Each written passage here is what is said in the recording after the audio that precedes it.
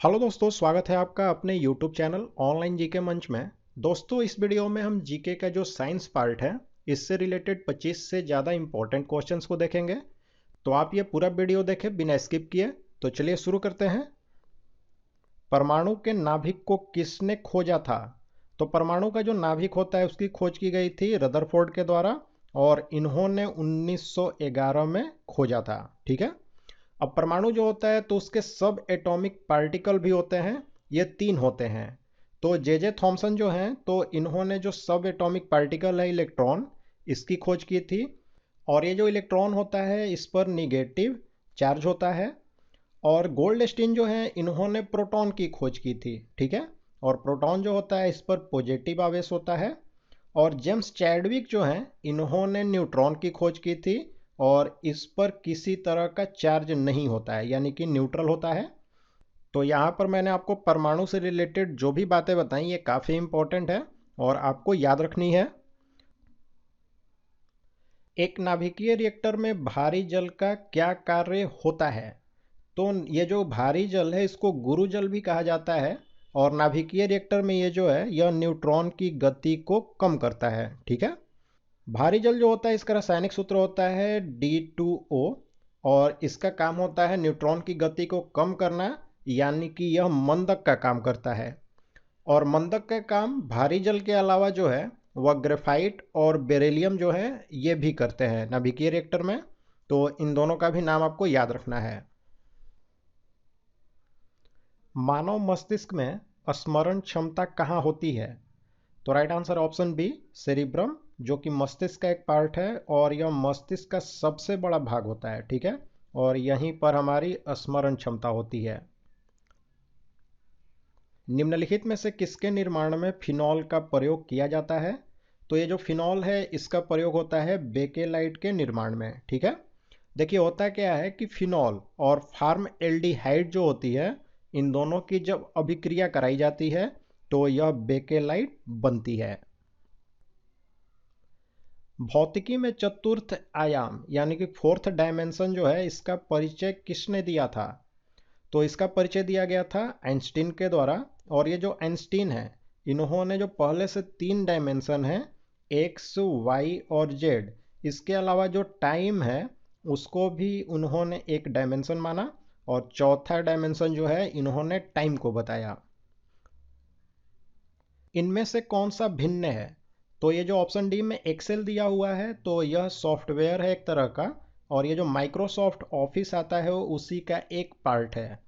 लेकिन यहाँ पर ये बाकी के 3 जो दिए हुए हैं माउस, मॉनिटर और प्रिंटर, तो ये तीनों हार्डवेयर के पार्ट होते हैं। ध्वनि का वायु में वेग लगभग कितना होता है? तो 330 मीटर प्रति सेकेंड। ठीक है। वस्तु की मात्रा बदलने पर क्या अपरिवर्तित रहेगा? तो वस्तु का जो घनत्व यानी कि जो डेंसिटी है वह नहीं बदलेगी। अगर उसकी मात्रा को हम बदलते हैं तब भी वह नहीं बदलेगी, क्योंकि जो वस्तु होती है, कोई भी वस्तु का जो घनत्व होता है वह उसके द्रव्यमान और जो आयतन होता है उसके बीच का वो अनुपात होता है। ठीक है। नीलगाय निम्न में से किस कुल में आती है? तो नीलगाय जो है वह मृग कुल जो है उसी में आती है। एक शुष्क सेल में कौन सी ऊर्जा पाई जाती है? तो शुष्क सेल जो होती है इसमें रासायनिक ऊर्जा पाई जाती है। लेकिन एग्जाम में सवाल इस तरह से भी आता है कि शुष्क सेल जो है वह किस ऊर्जा को किस ऊर्जा में बदलती है। तो यह जो शुष्क सेल होती है यह रासायनिक ऊर्जा जो इसमें होती है उसको यह बदलती है विद्युत ऊर्जा में। ठीक है। डाउन सिंड्रोम एक अनुवांशिक विकार है जो कि होता है। तो यह होता है गुणसूत्रों की जो संख्या है इसमें परिवर्तन के कारण। देखिए सामान्य रूप से जो मनुष्य है इसमें गुणसूत्रों की संख्या 46 होती है, लेकिन ये जो डाउन सिंड्रोम नाम की बीमारी है इसमें गुणसूत्रों की संख्या हो जाती है 47 यानी कि 47, और इसी के कारण यह बीमारी होती है। यह जो डाउन सिंड्रोम बीमारी है इसे एक और दूसरे नाम से भी हम जानते हैं, इससे मंगोली जड़ता भी कहते हैं। ठीक है। निम्न में से कौन सा जीव अपनी त्वचा से सांस लेता है? तो ये जो मेंढक है यही अपनी त्वचा से भी सांस लेता है। यह अपने फेफड़ों से और अपनी त्वचा इन दोनों से सांस ले सकता है। और यह एक उभयचर उभयचर यानी कि यह पृथ्वी पर भी रह सकता है और जल के अंदर। तो यह एक उभयचर वर्ग का प्राणी होता है जो कि अपनी त्वचा से और फेफड़ा इन दोनों से सांस लेता है। निम्नलिखित में से किसकी क्रियाविधि रिकॉर्ड करने हेतु ईईजी का प्रयोग किया जाता है? तो ये जो ईईजी है इसका फुल फॉर्म भी एग्जाम में पूछा जाता है, तो पहले मैं आपको वो बता देता हूं। तो ये होता है इलेक्ट्रोइंसेफेलोग्राफी, ठीक है। और इसका उपयोग हम करते हैं हमारी जो मस्तिष्क है इसकी क्रिया को जांचने के लिए। कृत्रिम रेशम को और किस नाम से भी जाना जाता है? तो जो कृत्रिम रेशम होते हैं उन्हें रेयॉन भी कहते हैं। तो ऑप्शन डी हो जाएगा इसका राइट आंसर। मशरूम क्या है? तो मशरूम जो होता है वह एक तरह का कवक होता है, ठीक है। और इसका उपयोग क्या होता है? तो इसका उपयोग हम लोग करते हैं सब्जी के रूप में, और यह प्रोटीन का एक काफी ही अच्छा स्रोत है। पानी का शुद्धतम रूप क्या है? यानी कि पानी जो है इसका प्योरेस्ट फॉर्म आपको बताना है। तो वह होता है वर्षा का जल, ठीक है। और इसका जो पीएच मान होता है वर्षा के जल का वह होता है 7, यानी कि यह उदासीन होता है। राष्ट्रीय रासायनिक प्रयोगशाला कहाँ स्थित है? तो राष्ट्रीय रासायनिक प्रयोगशाला जो है यह स्थित है महाराष्ट्र के पुणे में। तो ऑप्शन बी राइट आंसर होगा। और इसकी स्थापना कब हुई थी? तो यह हुई थी 1950 में। भू स्थिर उपग्रह घूमता है।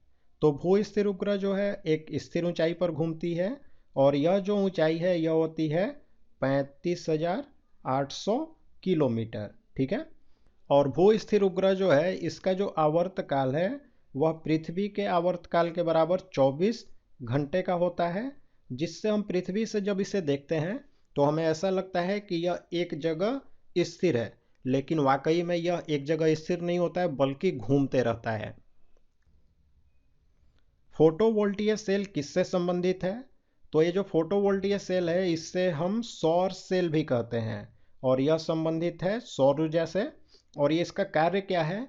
तो यह प्रकाश ऊर्जा जो होती है उसको विद्युत ऊर्जा में बदलती है। जब किसी झील की तली से उठकर वायु का बुलबुला ऊपरी सतह तक आएगा तो उसके आकार पर क्या असर होगा? तो वह जो बुलबुला होगा उसका आकार जो है वह बढ़ जाएगा। तो देखिए ऐसा इसलिए कि झील की तली में जो होता है वह दबाव ज़्यादा रहेगा, और बुलबुला जैसे जैसे ऊपर आएगा तो उसके ऊपर जो दबाव है वह कम होगा, तो इससे जो बुलबुले का आकार है वह बढ़ेगा। निम्नलिखित में से कौन धातु चुंबक द्वारा आकर्षित नहीं होती है? तो चुंबक द्वारा आकर्षित न होने वाली धातु इनमें से है एल्यूमिनियम। यह जो एल्यूमिनियम है एक तरह की पैरामैग्नेटिक यानी कि अनुचुंबकीय पदार्थ होती है जिसे कि चुंबक आकर्षित नहीं कर सकता है। गैसोहॉल किसका मिश्रण है? तो गैसोहॉल जो होता है इसमें 10% होती है आपकी एथेनॉल यानी कि एथिल अल्कोहल, और 90% होती है गैसोलीन यानी कि पेट्रोल। तो राइट आंसर क्या होगा? ऑप्शन बी, गैसोलीन और एथेनॉल जो है इसका मिश्रण होता है। कीटों के वैज्ञानिक अध्ययन को क्या कहते हैं? तो कीटों का जो वैज्ञानिक अध्ययन है उसे हम कहते हैं एंटोमोलॉजी। ऑप्शन ए में लिखा है एंथोलॉजी, तो इसमें हम फूलों का अध्ययन करते हैं। और ऑप्शन सी में है पैरासिटोलॉजी, तो इसमें हम जो परजीवी होते हैं उनका अध्ययन करते हैं। और ऑप्शन डी में है मेलाकोलॉजी, तो इसमें जो मोलास्का वर्ग के जीव होते हैं उनका अध्ययन होता है। एंजाइम मूल रूप से क्या होते हैं? तो एंजाइम जो है वह मूल रूप से प्रोटीन होते हैं, ठीक है। और साथ ही में यह एक तरह के जैविक उत्प्रेरक भी होते हैं। विटामिन B12 में निम्नलिखित में से कौन सी धातु मौजूद होती है? तो इसमें मौजूद होती है कोबाल्ट, ठीक है। और विटामिन B12 जो है इसका रासायनिक नाम होता है साइनोकोबालमिन, तो इसे भी आपको याद रखना है। तो दोस्तों हमने इस वीडियो में साइंस जीके के कुछ इंपॉर्टेंट क्वेश्चंस को देखा। अब आपकी बारी है, आप लाइक और कमेंट करके हमें बताएं कि आपको ये वीडियो कैसा लगा। और साथ ही में दोस्तों अगर आपका किसी तरह का सुझाव हो तो उसे भी आप कमेंट करें। और दोस्तों, अगर आप हमारे चैनल का वीडियो पहली बार देख रहे हैं तो हमारे चैनल को ज़रूर सब्सक्राइब करें और जो बेल बटन का आइकन है उसे भी प्रेस करें और ऑल नोटिफिकेशन को ऑन करें।